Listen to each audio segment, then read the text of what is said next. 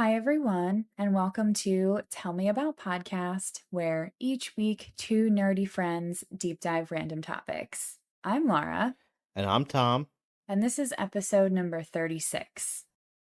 As always, want to thank you for being patient with us as we worked out some very frustrating, to say the least, audio issues. If you were basically in the Zoom call with us over the last 2 weeks trying to figure out what exactly the fuck was going on with our microphones, that alone could have been a show. A deep dive on on why technology sucks. Nobody needs to hear that. But it would be very relatable. But we thank you for sticking with us. Make sure you stay tuned during the show tonight. We're going to have a promo from a podcast friends of ours that we're helping promote over the next couple of weeks. So make sure you stay tuned and listen for that. So this is going to be a little bit different. This is going to be a little bit of a shorter episode this week, but it's something that is very close to me and quite frankly something I'm very passionate about. It's something that a lot of people don't really understand. And so, Laura, I'm going to ask you, what do you know about the McDonald's coffee case? So, I do know this story pretty well, most specifically about kind of the misperceptions around this and how it kind of was portrayed in the media is not necessarily how it went down. So, I do know this quite a bit, but I'm interested to hear your deep dive on it. So, we're going to talk about perhaps one of the most famous civil lawsuits in probably recent memory, if not of modern history. So, this is the case of Stella Liebeck versus McDonald's, and perhaps the most famous cup of coffee in modern American history. So the story begins with a lady named Stella May Liebeck. She was born in England in 1912, and in 1992, she had moved to Albuquerque, New Mexico to be closer to her family. Infamously, on February 27th, 1992, she ordered a 49-cent cup of coffee from a McDonald's in Albuquerque, New Mexico. 49 cents. I know that we're dealing with inflation and price gouging right now, but that's insane. 49 cents for a cup of coffee. I And that can't. was probably considered like a little pricey. So I'm actually going to share with you. Can you see that? Yes. So that is the actual cup. It's little. And I'm old enough. We're both old enough to remember those cups. I am, and can I say, I don't know if it's just the way the photo is, but it looks like thinner than usual styrofoam. Is it me?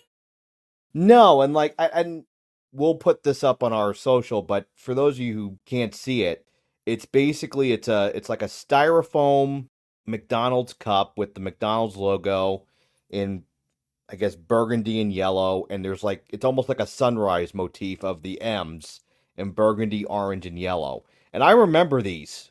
I remember these cups. In fact, I remember when McDonald's packaging was all styrofoam, not just the coffee. It was, the burgers, the chicken McNuggets all came in the styrofoam packaging. In fact, when you went to get coffee, it wasn't in a paper cup. It was in styrofoam, which is that's also probably why we have forever chemicals in our system. And then, as a recent study showed, men have forever chemicals in a certain body part. You're looking at that, and that's not that sturdy as styrofoam. It really doesn't look it. And can I say too, we really loved styrofoam in the 90s, for sure. We did not like the 90s were not a safe time. We did a lot of shit in the 90s that we are now paying for because we just wanted to be cheap. Laura, let me ask you before I go forward, because I know you said that you knew a lot about the story and about how it was portrayed in the media. What was your remembrance or recollection of how it was portrayed in the media? So I was younger at the time when this happened. What year did you say? 92? 92.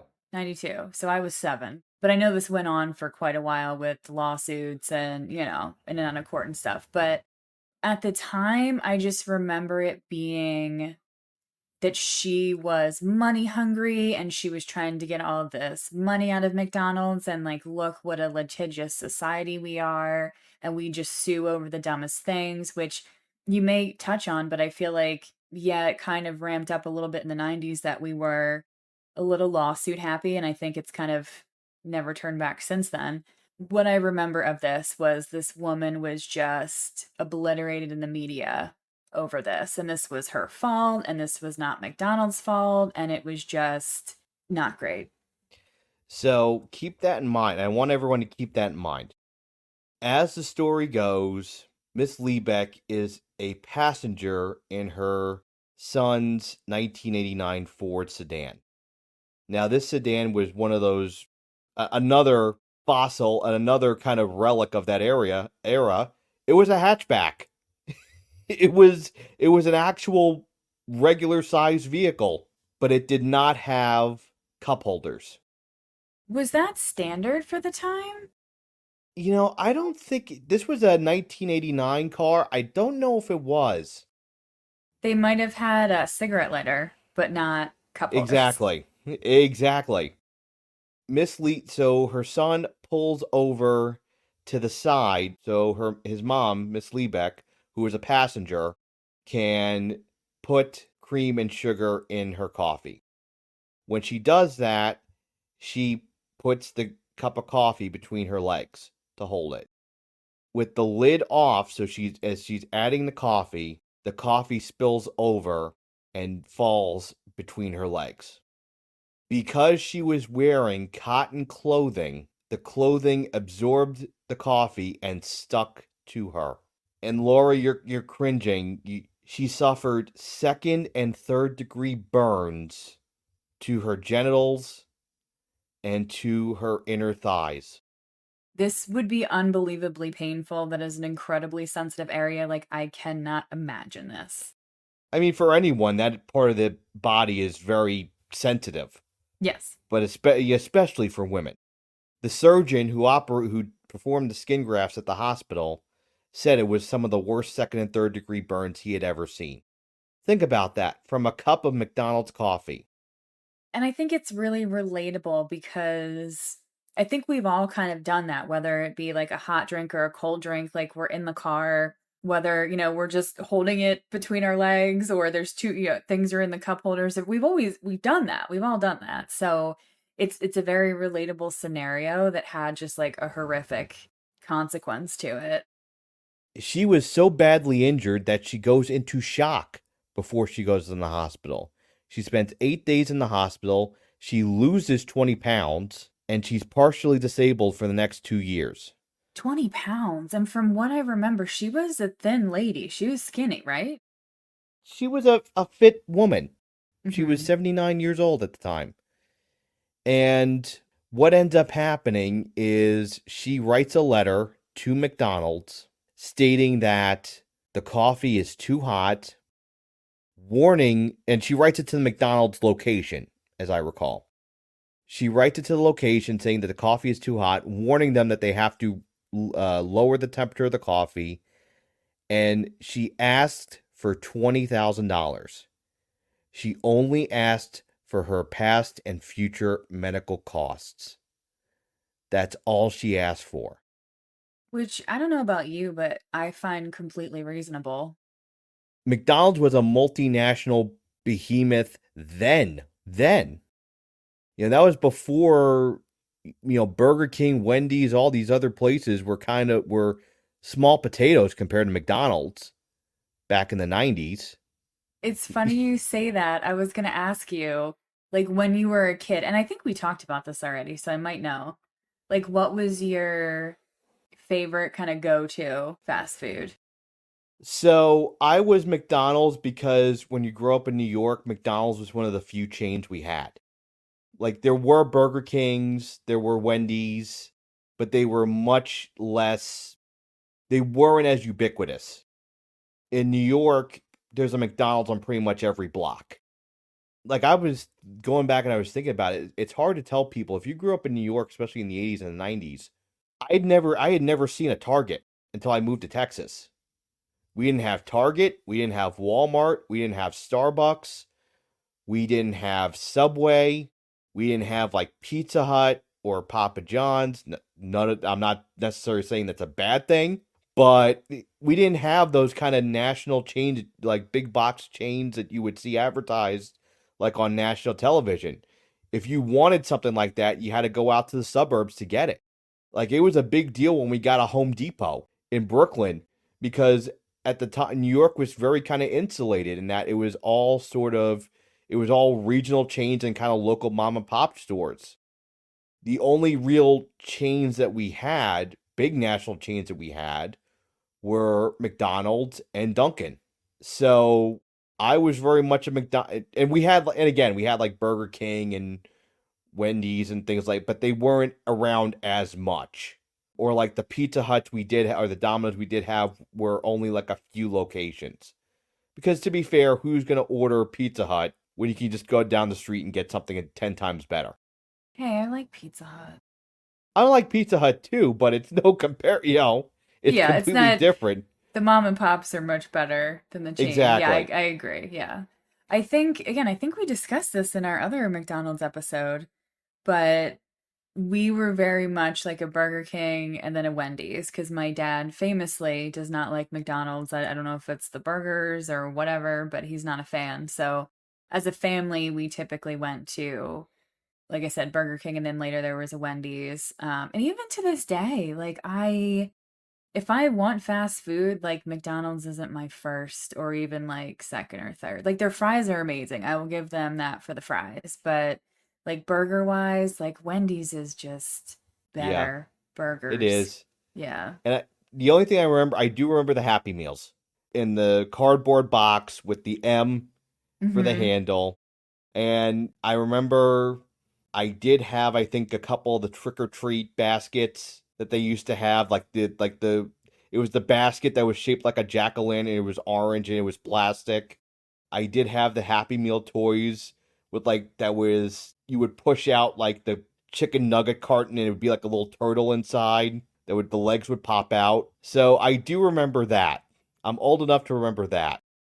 I was really jealous of my friends that had, I remember that Halloween or trick or treat basket, like it was yesterday. I remember my friends having that and them having the McDonald's toys. And obviously, I didn't really go there often enough to get that. But yeah, those were a really cool thing when we were kids.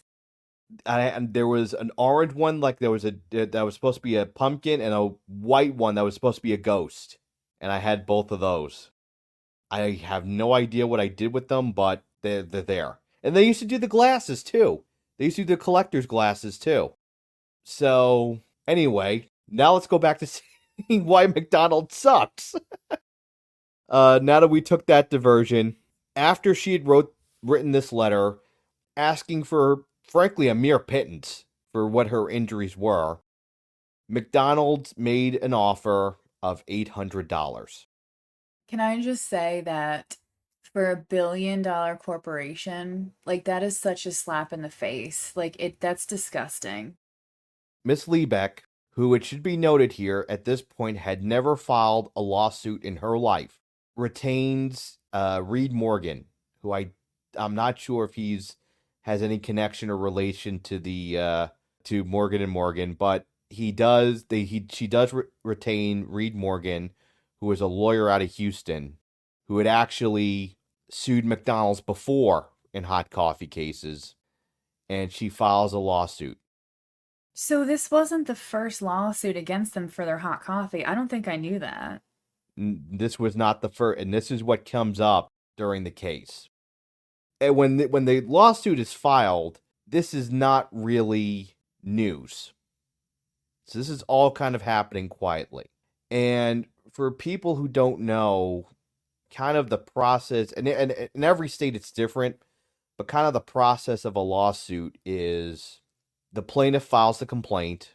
The first step are the pleadings. That's when the plaintiff files the complaint. The defendant will file an answer, which is their first responsive pleading, or they will file preliminary objections to the complaint, or they may file motions for summary judgment if the case is big enough. basically saying that as the complaint stands, basically there's not enough evidence to that no reasonable person could find that there's a claim here. And that's pretty standard, and almost 99% of the time, the summary judgment motion gets denied. But it's something that that big defense firms will just do automatically to try and get out of the case. Then it goes to discovery. And discovery is where really the meat of the case is. That's where all the evidence is exchanged. You can't really have, it's not like the courtroom shows where, and this was always the example that one of my professors gave was, it's not like the courtroom shows where there's the dramatic witness who comes from the clouds and busts open the doors of the courtroom and walks around and walks down the hall and someone whispers, "I thought she was dead." Every court proceeding is not like Law and Order, is what you're saying. Exactly. Really, you're not allowed to have secrets. And so basically all the information that's discoverable, that's not protected by privilege or work product, has to be exchanged between the parties. And that's done both with documents, that's done by answering questions, and that's done by deposition. And the deposition phase is really where discovery is really where McDonald's starts to really fuck up. It's discovered through this exchange of information that McDonald's keeps its coffee at 180 to 190 degrees, which is almost 20 degrees hotter than any other coffee that had been around at that point. If I remember correctly, and tell me if I'm wrong, didn't they advertise like the freshest, hottest coffee at this Mm-hmm. time? Yeah, okay. They absolutely did. Now think about this. The coffee is 180 to 190 degrees. Water boils at 212. So this coffee is almost boiling hot. Now, McDonald's claimed that they did this because of the coffee that they brewed and the special blend that they used. It had to be brewed at that temperature to get the maximum flavor. Every other major coffee chain was not brewing at this temperature. They were brewing, I think, no hotter than 150 or 160. Was there any industry regulations around this? Do you know? So there was, and I believe it was at the high end of the regulations at this point.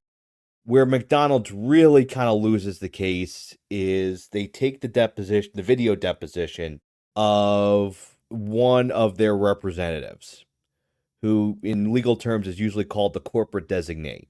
So this is the corporate representative who would have the most control over whatever the negligent action was.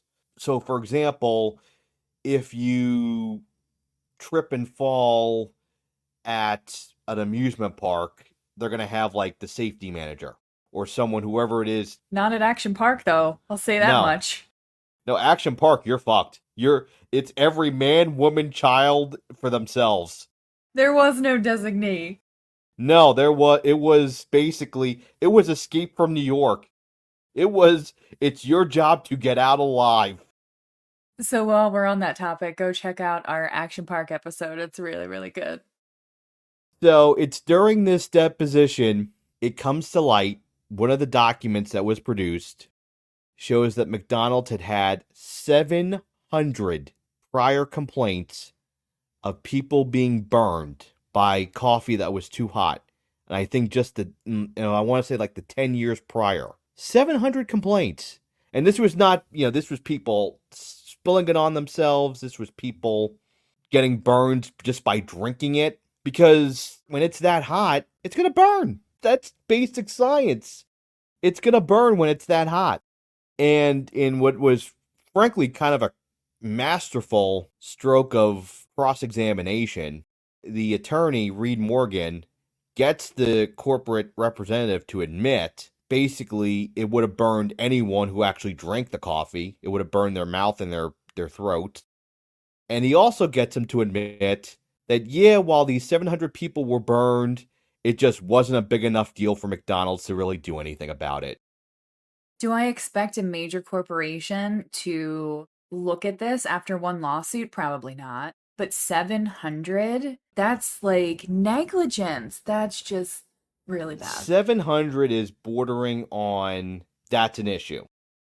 I don't even think it's bordering on an issue. It is an issue. It It's a is an major issue. issue. I'm being nice, but it's an issue. After this deposition, there's a mediation. And again, this is usually court ordered to try and see if the parties can come to a settlement before trial. Come to a number that, and usually it's it's attorney acting as the judge, or it's the judge themselves, depending on where you're practicing. But basically, it's an opportunity to see if the parties can come to a number that the plaintiff's willing to accept and the defendant's willing to pay. The plaintiff actually reduces their amount to $300,000.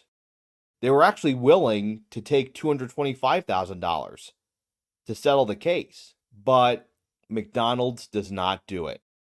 For those of us new to our show, we use the word hubris a lot. This is hubris. This is corporate hubris. And I But think it was in retrospect, I don't think McDonald's thought they were going to lose. probably not. No.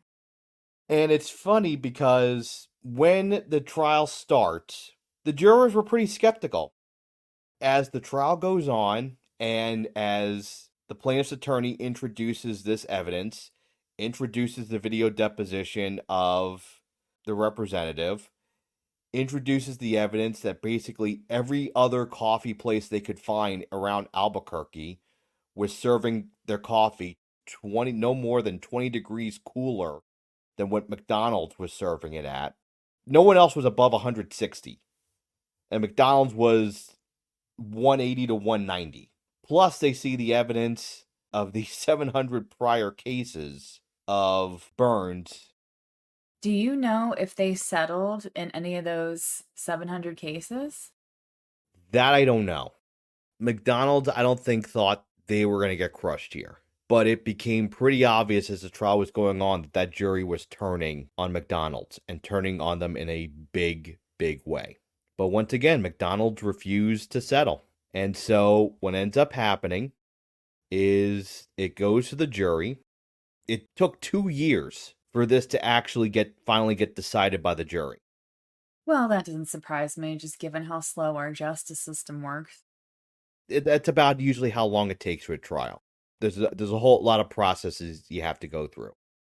But finally, on August 18th, 1994, the 12-person jury reached their verdict. They found that McDonald was 80% responsible for the incident, and Liebeck was 20% responsible. Now, and I'll get into in a second how they found that. They awarded Liebeck $200,000 in compensatory damages, and then they awarded her $2.7 million in punitive damages. That's better than $800. That's a lot better than $800. They arrived at that number because that's what 2 average days of coffee sales for McDonald's came out to be. $2.7 million. So that's how they came to that punitive damages. And again, I know I'm kind of bogging this down with legalese here, but the reason why they came to the decision they came to is there's kind of a legal theory called comparative negligence. When a jury finds that both parties are negligent to an extent, they can reduce the award based on the percentages. So they had awarded her $200,000 in compensatory damages, but they reduced that by 20% because they found she was 20% negligent. And Miss Liebeck even admitted it was her mistake when she poured the coffee on herself. I feel like that's about right. I feel like that percentage breakdown of responsibility makes sense. I agree with that. Yeah, and I think that would be fair. And but then they awarded her $2.7 million in punitive damages. That's pain and suffering. Now, the lawsuit had not really made news outside of Albuquerque, but the $2.9 million settlement award does. It gets picked up by the AP, it gets picked up by Reuters, and before long, it's spreading across the country, across the world, and it's making national news. and it becomes a national story. Knowing what we know now, I put a little clip in the chat here. Laura, I'm going to ask you to play it. Now compare what I just told you about the case, and now let's see how it was portrayed in the media after the media picks up the story. While driving. Now she claims she broke her nose on the sneeze guard at the Sizzler, bending over looking at the chickpeas. You get me one coffee drinker on that jury, you gonna walk out of there a rich man. Plasma getting bigger, Jesus getting smaller. Spill a cup of coffee, make $1 million. So I'd never heard the country song before. But the first clip that we played there, that was Jane Pauley on the NBC Nightly News. The second one was Jay Leno, that noted humanitarian Jay Leno, on The Tonight Show. And the third one was a very, very infamous Seinfeld episode, where if you know Seinfeld, you know the episode where Kramer spills a cafe latte on himself, trying to smuggle it into a movie theater. And this is how they introduce one of the more memorable one-off characters in the show's history, Jackie Childs, the attorney. You know, that's when he gets into, who told you to put the bomb on? I didn't tell you to put the bomb on. I think this is really interesting in context because, and I think we've had this conversation in other episodes, that in the 90s, I think people were very pro-corporation and almost like anti-worker, anti the little guy, and that has since changed very much. So I'm wondering, and I'm pretty confident that if this happened today, like McDonald's would be ripped a new one in the media. At least that's what my hope would be. And on social media, I think somebody would get wind of this real story and it would just go viral on TikTok and Instagram and all that stuff. So I think the 30-year difference is really interesting to look at just based on the societal context of where we were then versus where we are now. But I'm also wondering, like, why did they just get wind of this like $1 million settlement and run with this? They just seem to miss so much of the story, and it just becomes this big joke at this poor woman's expense. Like, what, you know what I'm saying? Like, why didn't they get this whole story here? So what happened, and if people really want to find out more, really get kind of more of the full context about this and what happened afterwards, the documentary that I relied a lot on, called Hot Coffee, and it talks about kind of this lawsuit and also what happened in the aftermath. But basically what happened was the Albuquerque newspaper had a full front page story about it. That story got picked up by the AP Newswire, which then distributed it out. It's on the wire, and then these newspapers would essentially just go through the wire, and they're looking for stories to fill the paper. But what happens is, as the story gets picked up by newspapers, they're not publishing the full story. They're just publishing blurbs, because they're using it as filler. It was blurbs that were going on like page 15 just to fill space in the paper. I can tell you from my days when I was a journalism major, they budget out the space in the paper, and they're looking at what stories are going to fit where on the page. A lot of the papers at the time just ran kind of blurbs from the AP of like interesting things. And so in a lot of these places, it was just run as a blurb, and the blurb basically was reduced to, woman gets $2.9 million verdict against McDonald's for pouring coffee on herself.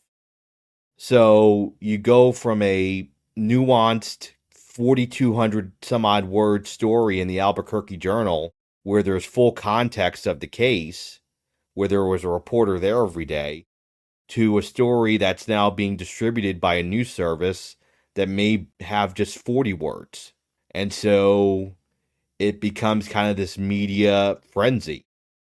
The conspiratorial side of me always kind of wondered if like McDonald's was like paying the media off to spin it a certain way, but that doesn't sound like that was the case. No, I don't think they even had to do it. I think the media was doing a good job doing their bidding for them. You have to remember, too, this is August of 94. So this is 2 months post OJ. So the media is looking for kind of the next thing to kind of attach itself to and kind of run with. As we kind of remember, being kids of the 90s, the OJ trial completely changed the media landscape. That's when things, in my opinion, really got like sensationalized. And I think it was the beginning of this like 24-hour news cycle and all these like this like hyper focused reporting on a criminal case or a major story and all these pundits talking about it. So the media landscape at this point was kind of ripe. Yeah. When I'm not even talking about the trial, we're 2 months removed from the Bronco chase. I still remember Bob Costas breaking into I think it was game 5 of the NBA Finals, and they're showing Knicks Rockets on one side of the screen. The other side of the screen, they're showing the helicopter images of the Bronco going down the 405 in Los Angeles. And I will recommend, if anyone kind of wants to see a really interesting documentary, you go see it's an ESPN documentary called June 17th, 1994. And it's a documentary that's very unique because there's no interviews, there's no narration. It's just spliced together raw news footage of everything that happened. Literally, the raw, unedited footage of what happened that day. Not what aired, but what was shown in the production trucks. And it was everything that happened that day, from the World Cup opening in Chicago to the Ranger Stanley Cup parade to the Knicks game, NBA Finals. That's going to be another episode because that day is absolutely absurd. The Bronco chase, really, that's what started the 24-hour news cycle. This just became the next media kind of frenzy because it was kind of a sensational story. And again, you had a lot of big time networks and papers and things like that doing McDonald's bidding for it. Look at this angry, lady. You had NBC saying she was driving with the coffee between her legs. And when you go and watch the hot coffee documentary, and they're interviewing people on the street about what they remember about the case, that's the perception, was that she was driving with, she was trying to drive with the coffee between her legs and the lid off, and she was trying to do this while she was actually driving down the highway. And then they showed them the tape and they showed them the injuries, and they go, "Oh, I didn't know that." So it really is kind of an indictment of electronic news and electronic media, of how they really kind of just not butchered the story, but completely distorted it. Did she ever say, and I don't know if there was any interviews with her around this, but did she ever say how that made her feel? Like the spread of misinformation about what happened to her and seemingly everybody siding with McDonald's? She never said anything publicly about it, at least not that I can find. I know her family, her daughter has been kind of very publicly vocal about how it made her feel, especially since they kind of make it very clear she wasn't looking for a big payday. She just wanted her medical bills paid. That's all she wanted. And if McDonald's had not offered her $800, none of this probably happened. The judge ends up reducing the award significantly, and it gets appealed, and then the parties eventually settle out of court, eventually settle for an undisclosed amount. This spiraled so far out of control for McDonald's. But what it does, and it gets us back to what you had talked about with the litigious society, is that a lot of corporations after this get proactive. They start a grassroots campaign to start something called damage caps, which is basically put a statutory cap on how much you can be awarded in a lawsuit. And it's basically involved all your favorite corporations like Pfizer and Chevron and Philip Morris. And it involves all your favorite people from the 90s. So essentially, these corporations looked at this case and said, no matter how badly we injure or screw over our customers, we're only going to pay out this certain amount.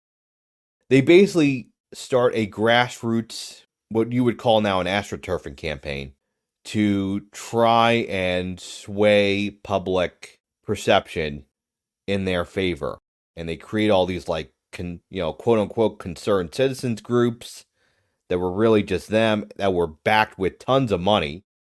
So they get involved and they have they basically lead what's called tort reform. And it becomes a hot button issue. And they get a lot of states. I won't get too much into the weeds on tort reform here. If you want to learn more, I would say go watch the documentary because they get into it more about how it affected real people who were seriously hurt, who could not recover as much as they needed because their state had enacted a cap on damages. Documentary also gets into the whole kind of forced arbitration clause, which has been in the news recently because Disney is trying to force someone into arbitration for having a severe fatal allergy at Disney World because they signed up for a month of Disney Plus. Like I said, it led to a whole massive kind of pro-corporation swing. And I won't get into it. Like I said, you can go watch the documentary and it explains it more than really I can. Because quite frankly, it only talks about this a little bit. It talks more about the aftermath of this. But I want to get back to something, Laura, that you said a minute ago about being pro-corporation. No one would have batted an eye of this if this happened in 2024. In the 1990s, we were very much pro-business, pro-corporation. McDonald's was our friend. How could Chevron do anything bad to us? It would be against their self-interest. It was very, like, the 90s, the early 2000s, if you think about it, and that was really the heart of, like, the pro-business, limited government kind of movement. And the government can't do anything, right? But, businesses should be trusted to do everything because they understand, they're not going to do anything against their self-interest. It may have been based in reality back in the 60s and the 70s, but by the 90s, when we get to pure deregulation, it was no longer really one based in reality. It's interesting that you say that because I think it's not just the perception of like business back then, because a lot of things from the 90s, and we talk about some of them, I think so much of our, I don't know, morals or perceptions have changed since then around not just business stuff, but pop cultural things too has shifted completely, You look at something like Friends. Friends was really more than Seinfeld, more than really any other show, was kind of the cultural linchpin of the 90s, the same way like Cheers was in the 80s. It was the show that everyone watched. It was the show that so many people in America related to. And then you hear stories about how they tried to go out of their way just to have some sort of diversity in the show because it was never represented. And Seinfeld was the same way. Diversity was very rarely represented on Seinfeld as well. And those were the two most popular shows on two of the most popular shows on television at the time. I always talk about how comedy by its own nature does not age well because things that we find funny 10 years ago, 5 years ago, even a year ago, you look back maybe down the road and you go, I found that funny. Like, that's not funny. That's whether that's offensive or it's just not funny. Tastes change, cultural sensibilities change, whether that's you just don't find something funny anymore, or quite frankly, you're going to say, well, that's not funny. That's just insensitive. Just like that, I think the sensibilities of the public changed around corporations. And that's really a product of the lasting product of 2008. Being kind of anti-corporate, anti-corporation was kind of building during the 2000s, especially against the defense contractors and Halliburton, things like that. But it really wasn't until the economic crisis and seeing how like the automakers and things, how they kind of seeing how they responded to the bailouts they got really kind of changed the sentiment around corporations. Like if you're looking for a touch point of where things changed, that was it. Now I think people look around and they go, everything's gotten shittier and there's only 2 or 3 corporations that run everything. Most people aren't interested in just one topic. Don't settle for a podcast about just one subject. That rhymed. Greetings. We're technically a conversation, a podcast for curious people by curious people. On our podcast, we do things just a little bit different. Every week, we share a new topic, and the other hosts have no idea what the topic will be. Our topics are all over the place, from light and funny to dark and sometimes spooky. We've covered everything from true crime, historical events and people, the supernatural and the occult, I like that. urban legends and folklore. My favorite. No matter what we cover, we try to make the episodes interesting and funny. Don't mean to be the bad guy, but our lawyer said we legally couldn't call our show funny. We have a lawyer. Let me tell you what I told our lawyer. Come here so I can show you how far I can legally stick my high-heeled boot up your... Check us out at technicallyaconversation.com, Apple Podcasts, Spotify, or wherever you get your podcasts. Technically a conversation. We're like a lifestyle brand. Yeah. I think it's a story that is really misrepresented. And one of the things you hear a lot from people is once they actually see the facts, and once they saw the pictures, because they showed pictures of the skin grafts, once you actually saw that, people went, whoa, that changed so many perceptions about what this poor lady went through. And that's kind of my process through it. Like I said, as a kid, just kind of like peripherally knowing about this story, that was just the perception I had of it. I didn't really have any feelings around it either way. But I watched some documentary, and it wasn't the one that you mentioned. It was a different one a while ago that told like the actual story about this. And it's like, oh, holy shit. Like, this is not what I thought this was. And then kind of what you talked about, all the comedians making fun of it and, and just how this was handled by McDonald's. In one respect, in 2024, it's not surprising, but I don't think many people understand, like you said, the immense suffering that she went through, and it just made it 10 times worse that then she's dragged through the mud in the media about something that's not true. I just really feel bad for her for a lot of reasons. And again, she suffered for the rest of her life. One, with just the actual pain, because she needed care for the rest of her life because of her injuries.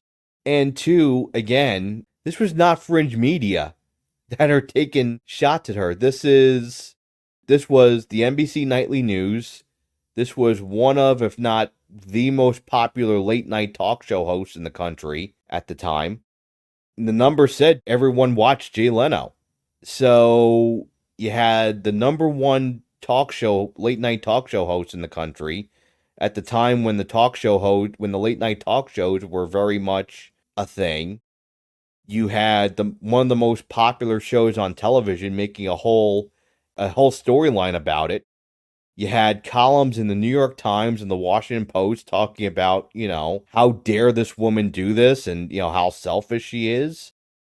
It was easy to be misinformed about this based on what you consumed, because this is what was consumed in the national media.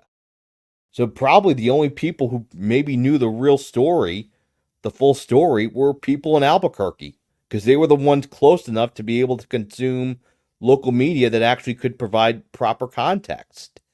Now, with the internet, I think a lot of people's perception has changed, because they're able to go and they're able to see clips and see, articles. But for a lot of people, I think that consumed media back then, it was just, if you've ever seen a bad tweet and then you see the retraction, how many times you see the retraction only has like 10,000 views, but the original bad tweet has like 140 million interactions. No one sees the retraction. All they see is the bad tweet that it keeps getting perpetuated. So I think that's what happened here on a much kind of lesser scale. As always, we want to know what you think. So make sure you reach out to us on our social media. at our Gmail account, which is the tellmeaboutpodcast@gmail.com. Let us know what you remember about this, if you remember about it, anything about it, and what your kind of understanding and recollection of this incident was. I'd be really interested to see what other people remember about this. So we will be back in a couple weeks with another episode. Oh, and just so everyone knows, we're not necessarily anti-McDonald's, despite the fact this is now our second episode talking about something bad that happened with McDonald's. We're not promising anything, but there may be another McDonald's episode coming about a certain documentary and a certain filmmaker and a certain size of fries. But we also don't want to get sued by McDonald's. Yes. Talk to you again in a couple weeks. Bye.